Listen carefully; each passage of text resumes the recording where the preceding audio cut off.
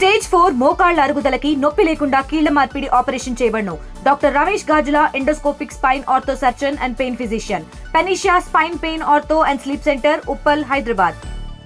విశాఖ గాజువాక వద్ద అయితే ఈ అదానీ సిమెంట్ ఫ్యాక్టరీ సంబంధించి ప్రజాభిప్రాయ సేకరణ అయితే జరిగింది. అయితే దాన్ని జరగనివ్వకుండా మొత్తం ప్రజలంతా వ్యతిరేకించారు.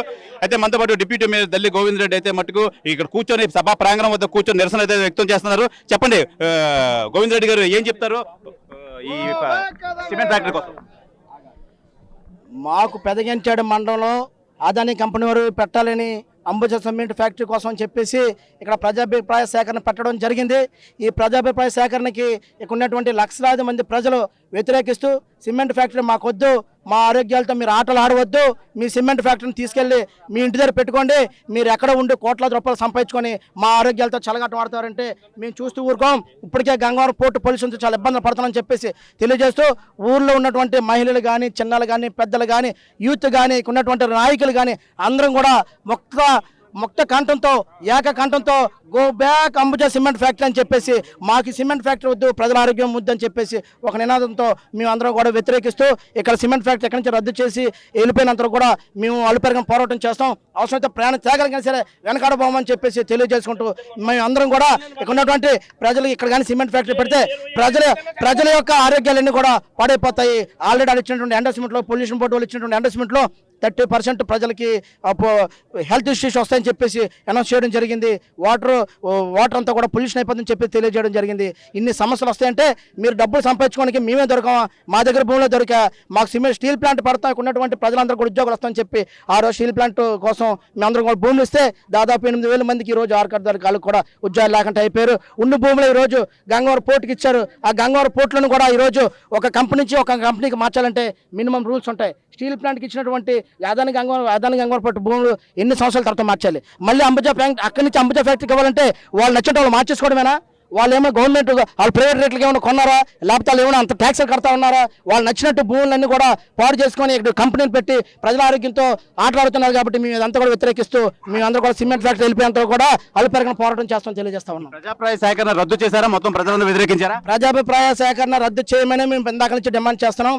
అక్కడక్కడ అంటున్నారు రద్దు చేశారని, కానీ మాకు పూర్తిగా అనౌన్స్ చేసి ఇవన్నీ కూడా తీసి అఫీషియల్గా మాకు లెటర్ పరంగా లేకపోతే అనౌన్స్మెంట్ మీడియా ప్రకారంగా ఎవరికి అధికారులు చేస్తే మేమందరం కూడా విరమిస్తాం తప్ప అంతవరకు తిండి లేకపోయినా పర్లేదు, నీళ్ళు లేకపోయినా పర్లేదు, తర్వాతగా అందుకని చెప్పేసి మీ అందరం కూడా ఇప్పుడే పోరాటం చేస్తామని చెప్పేసి తెలియజేస్తాం. ప్రధానంగా మనం చూసుకోవచ్చు, డిప్యూటీ మేయర్ అయితే మటుకి తీవ్రంగా ఈ నిరసన వ్యక్తం చేస్తున్నారు. ఎట్టి పరిస్థితుల్లోని ఈ ప్రజాపై సేకరణ కానీ ఈ సిమెంట్ ఫ్యాక్టరీకి సంబంధించి ఏది రాకూడదని చెప్తున్నారు. మనం చూడొచ్చు. ఇప్పుడు మనం మొత్తం అంతా ఇక్కడ ఈ స్టేజ్ ఎక్కడైతే ప్రజాప్రాయ సేకరణ చేశారో మొత్తం ఆ స్టేజ్ అంతా మొత్తం చల్లాచెదర చేశారు ప్రజలు.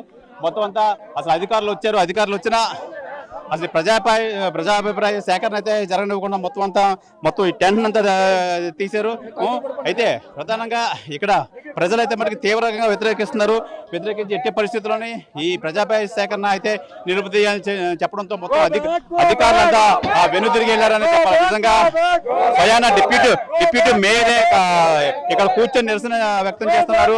అంటే ఈ ప్రజల దగ్గర నుంచి ఎంత వ్యతిరేకత వస్తుందో మనం చూడొచ్చు. ఎట్టి పరిస్థితుల్లోని ఈ అదానీ సిమెంట్ ఫ్యాక్టరీ వస్తే మట్టుకి మేము ఊరుకునేది లేదు. ఇప్పటికే మా ప్రాణాలన్నీ పోయి మాకు అందుబాటులో అయితే లేదు. ఎట్టి పరిస్థితుల్లోనే ఈ ప్రజాభిప్రాయ సేకరణ అయితే వీళ్ళు వ్యతిరేకించారు. అధికారులంతా వెనక తిరిగారు. ఎట్టి పరిస్థితుల్లోనే ఈ సిమెంట్ ఫ్యాక్టరీ వస్తే మట్టుకి ఊరుకునేది లేదు. ఈ నిరసన ఆందోళన మరింత ఉధృతం చేస్తామని చెప్పి ఇక్కడ గాజువాక ప్రజలు కానీ, ఈ కమ్యూనిస్ట్ పార్టీ నేతలు కానీ, అయితే డిప్యూటీ మేయర్ దల్లి గోవింద్ రెడ్డి కానీ మొత్తం అంతా చెప్పిన ఎట్టి పరిస్థితుల్లోనే ఇక్కడ ప్రజాభిప్రాయ సేకరణ జరగకూడదు, అలాగే కంపెనీ కూడా ఎట్టి పరిస్థితుల్లోనే ఇక్కడ రాకూడదని చెప్పి వీళ్ళు టోటల్ గా పూర్తిగా అయితే వ్యతిరేకం వ్యక్తం చేస్తున్నారు. కెమెరామెన్ కృష్ణతో శివరామకృష్ణ టీవీ, విశాఖ గాజువాక వద్ద నుంచి.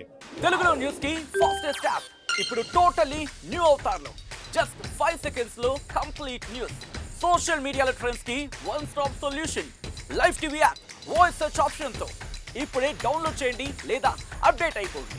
యాప్ లింక్ డిస్క్రిప్షన్ లో ఉంది.